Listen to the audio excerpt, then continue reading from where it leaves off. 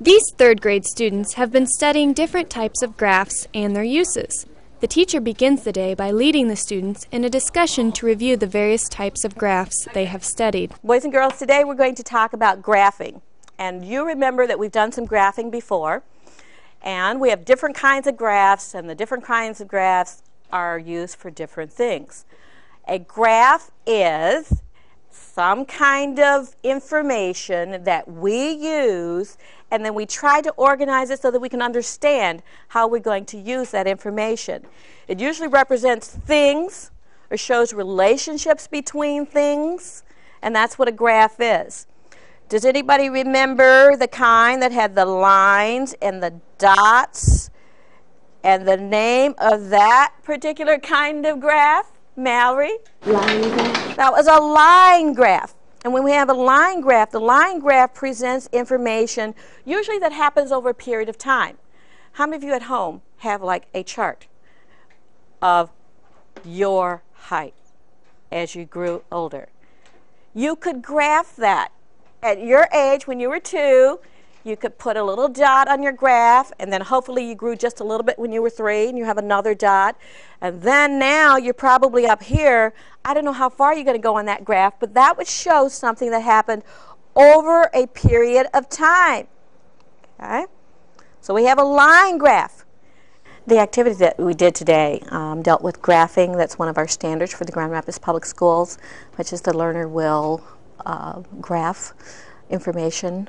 We began by using our previous knowledge, which we have graphed some things before. We graphed human beings and just brought that concept over into graphing with the M&Ms that we did today.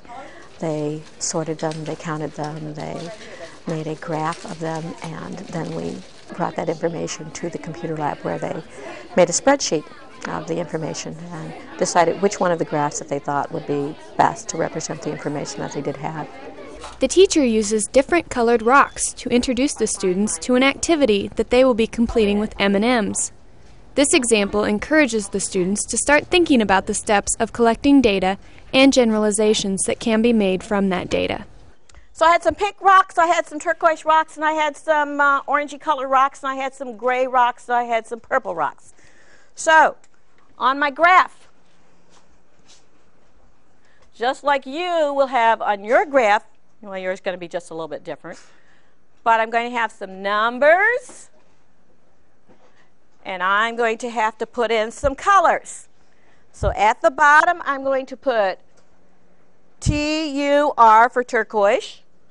I'm going to put GR for green. So I've got all of those different colors. And Mrs. Waback has sorted them for me, so all we have to do is to count them. So how many turquoise rocks do we have, Mrs. Waback? 8 turquoise. 8 turquoise. And I'm going to just draw my little line right here and pretend that this is a nice straight line. Okay. And green next. I have green. 1, 2, 3, 4 green. I have 4 green. That's the way that that box, those things in that box sorted out. I have another box of rocks. Yeah? Okay.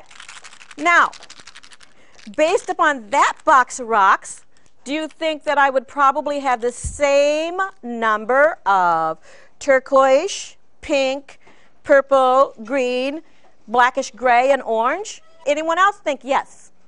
Okay, Gabby, why do you think that it will have about the same? I think that some of them will have the same numbers because, like, probably every pack is different. Okay, every pack is going to be a little bit different, but she says probably, maybe based upon the area that they come from, that they just kind of stuff them in there and they do not count and make sure that it's exactly the same, or what are you saying? That there's going to be the same amount of racks of some of them. Okay. Somebody sold this to me, okay? So there's probably going to be the same number of rocks, or very close to the same number of rocks in the box, and possibly the same kind. Possibly. Not necessarily. The students will be collecting information about the number of different candies in a bag of M&Ms. The teacher helps the students get started by going over the different kinds of information they will need to collect and by giving them a worksheet for recording their information. What colors are you going to have to write in at the bottom? Yes, Shannon. Red. Red. Red is one of the colors that you will have to write in. What other color, Dennis? Blue? And blue, remember, is the new guy. Okay? What other colors? I don't think I've called on you. Zach? Brown. Brown. You're not going to do anything until you have made your estimate. Once you have done that, then you may open, you may count, you will put it in the box or in the square where it belongs. And I think I'll give you 5 minutes to do that on your own. The students predict how many M&Ms of each color they will find in their bags. After recording their guesses, the students count their M&Ms and record the actual amounts.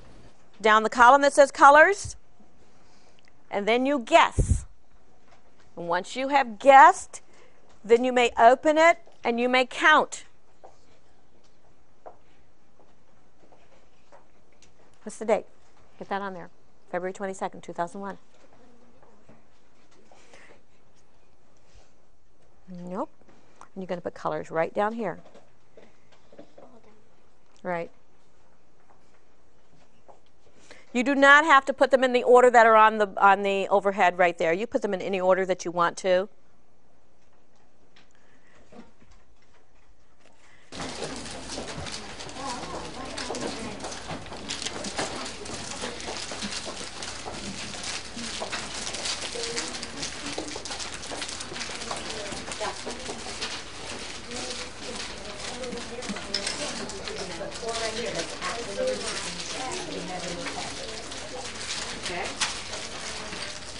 Okay, I'm looking at the time, and that means that I'm going to give you 5 minutes. Then the students work with a partner. Based on the number of M&Ms of each color they found in their own bags, the students guess how many M&Ms of each color would be in 2 bags. Once the predictions have been made, the students combine their data with their partners to test their predictions. Now, I don't want you to look at your partner's numbers. Do not look at your partner's numbers, but put an estimate for the 2 of you and see how many reds you think the 2 of you are going to have, how many greens you think the 2 of you are going to have, how many blues, etc., etc. Don't look at theirs yet, though. Just guess. You're going to write it on the paper, okay? So you're going to say, okay, together I think, because I have 10, then together we're probably going to have 25. So you put 25 right here. That's your guess. And then you guess for the blue, and you guess for the brown, and guess the green, and the orange, and the yellow. But he can't look. Okay? So 15. Get a number there. Then put 15 if that's what you think. 15 brown and 19 orange. Well, you don't know how many he has. You just guess. Say 30 then. Don't look. Say 30. I had 8 greens. You have 7. 11.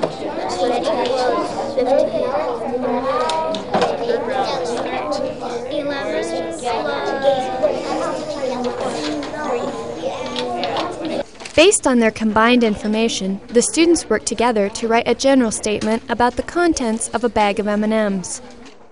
Okay, so let's see. We'll just use yours because hers is exactly the same, right? So look at the number of red that were there. There were 23.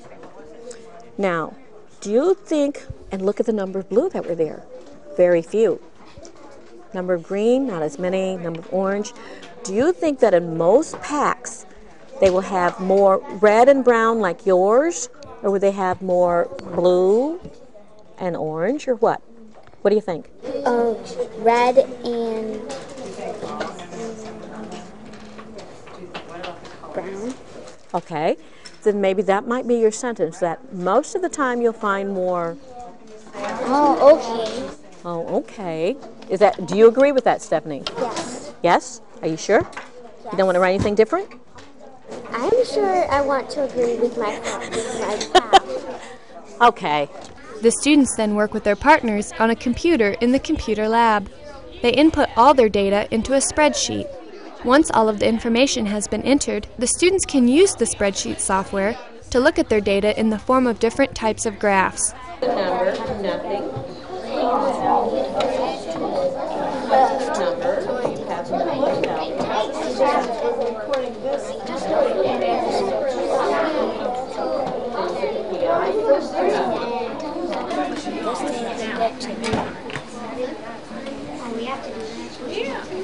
Mrs. Washington, they have their information.